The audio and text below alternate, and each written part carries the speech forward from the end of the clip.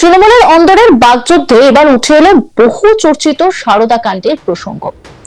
একদিকে দলের বিধায়ক কুণাল ঘোষ, অন্যদিকে বিরোধী দলনেতা ঋতব্রত ব্যানার্জি। দুই পক্ষের রাজনৈতিক চর্চায় নতুন করে সামনে এসেছে কুণাল ঘোষের লেখা 91 পাতার একটি চিঠি। বৃহস্পতিবার বিধানসভার প্রেস কর্নারে সাংবাদিক বৈঠক করে ঋতব্রত ব্যানার্জি নাম না করে কুণাল ঘোষকে তীব্র আক্রমণ করেন।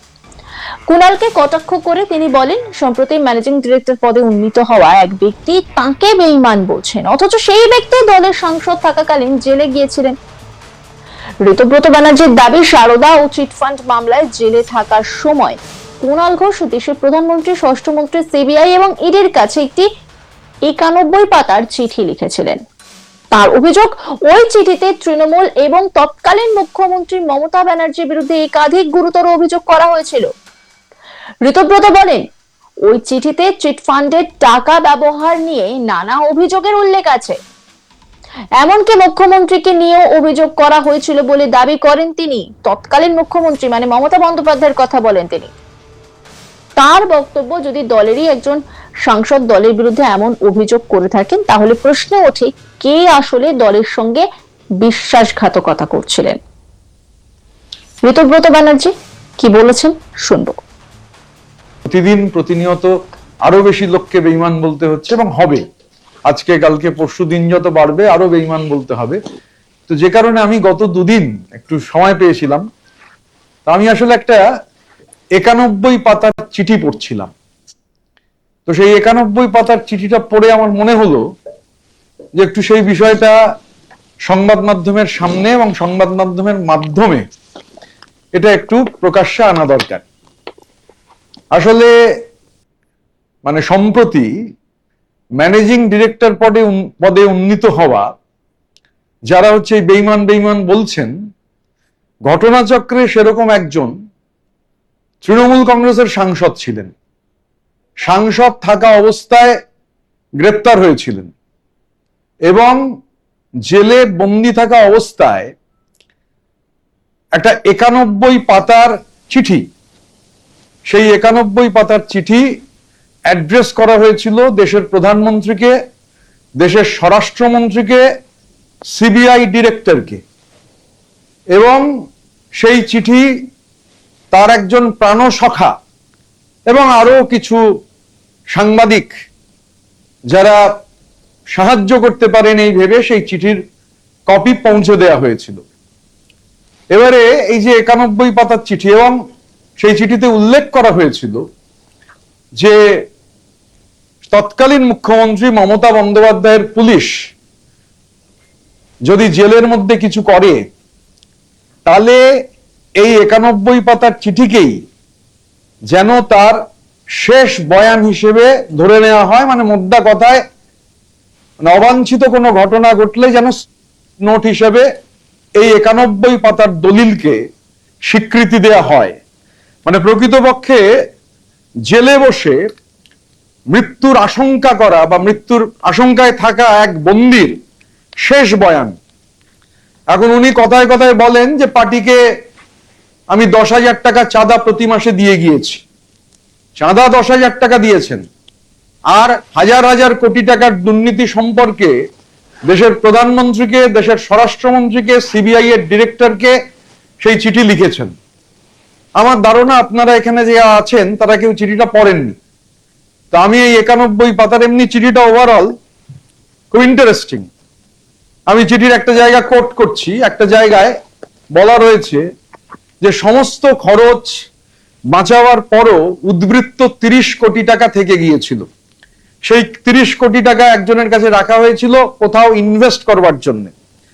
এখন চিঠিটা হাতের লেখা ভালো, ঝরঝরে হাতের লেখা, অল্প কিছু কাটাকুটি আছে, কিন্তু পড়তে সমস্যা হয় না, কাটাকুটি খুব বেশি নেই।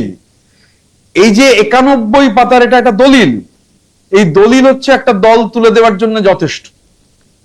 এই 91 পাতার দলিল যা অ্যাড্রেস করা হয়েছিল দেশের প্রধানমন্ত্রী, দেশের স্বরাষ্ট্রমন্ত্রী, সিবিআই এর ডিরেক্টর, এই 91 পাতার দলিল দল তুলে দেওয়ার জন্য যথেষ্ট। প্রকৃতপক্ষে সলতে পাকানো শুরু হয়েছিল তখনই। ঋতব্রতের এই আক্রমণের পর পাল্টা জবাব দেন তৃণমূল বিধায়ক কুণাল ঘোষ। তীব্র ভাষায় বিরোধী দলনেতাকে আক্রমণ করে কুণাল তাকে বোকা ছেলে বলে কটাক্ষ করেন। কুণাল ঘোষ বলেন, ওই 91 পাতার চিঠির বিষয়বস্তু মমতা ব্যানার্জির মুখস্থ হয়ে গিয়েছে।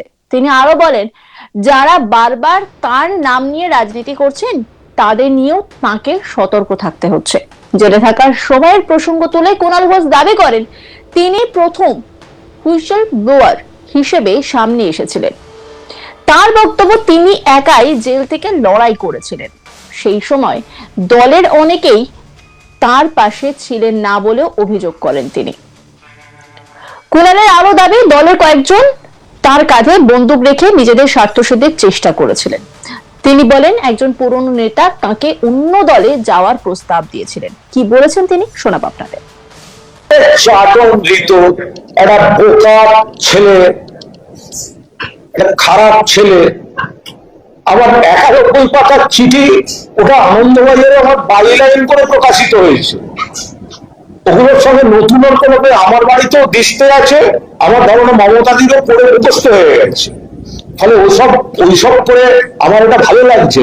স্বয়নে স্বপ্নে জাগরণে ও যে ওই পালিশ ফালিশ ছেড়ে আমার নাম বলে যাচ্ছে, সেটা আমার পক্ষে রিস্কিও বটে। হ্যাঁ, এটা আমার পক্ষে অত্যন্ত রিস্কি।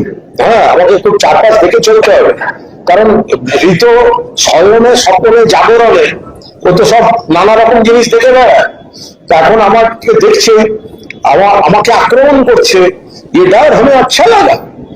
আর 91 পাতা অত্যন্ত বিখ্যাত চিঠি, ওটা একেবারে মানে আমি প্রায় পুজো বার্ষিকীতে অপ্রকাশিত পত্রাবলীর মতো আমি যত্নে রাখি। আমার জীবনে অত্যন্ত কঠিন সময়ের ঋতু, যে সময়টাকে আমাকে কাঁধে বন্দুক রেখেছিল নিশ্চিত। আমি বলি তো, আমার দলের কয়েকজন রেখেছিল, আমার অভিমান ছিল, অভিযোগ ছিল। তার মধ্যে আসল লোকটি মারা গেছে, আমি আর নাম বলতে চাই না, মৃত লোককে আর কত গাড়া আসবে। আমি এখানে অভিযোগ করেছি, তার মানে তো এটাও মানতে হবে চাটন ঋতু যে Kunal Ghosh was the first whistle blower. যদি ওই চিঠিকে মান্যতা দিতে হয়, তাহলে তোমরা কিসের বিপ্লবী? হ্যাঁ, কিসের বিপ্লবী? কুণাল ঘোষ একা জেলের মধ্যে থেকে বিপ্লব করে গেছিল। কোথায় ছিল ভাই তোমরা তখন? মমতা বন্দ্যোপাধ্যায়, তারপর আমি বিস্তারিত বুঝেছি, আরো তথ্য পেয়েছি। মমতা বন্দ্যোপাধ্যায় নিজে নেত্রী, তিনি সব তথ্য পেয়েছেন। পরে দেখা গেছে আমি যতটা তথ্য পেয়েছি সেখানে অনেকটাই কারেকশন দরকার, দ্বিতীয়। সুতরাং এখন ওই কত সালে, তার আগে ঋতুর ওই ছবিগুলো কেমন লাগবে?